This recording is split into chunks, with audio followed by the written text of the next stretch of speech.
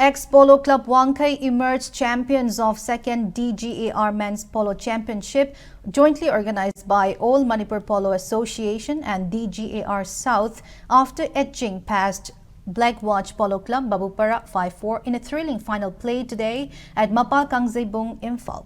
For the winners, TH Santos and TH Jacob scored 2 goals each, while P. Ojit added 1. In response, M. Chauba netted 2 goals for Black Watch Polo Club, with L. Rohit and TH Nongpoknganba scoring 1 goal each.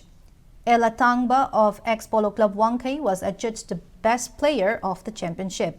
The closing ceremony was graced by Governor Jikumar Bhala, along with senior officers of Dgar South and other distinguished dignitaries. Ex-Polo Club Wangkhei received a cash prize of Rs 50,000 along with medals and certificates, while runners-up Black Watch Polo Club Babupara were awarded Rs 35,000, medals and certificates.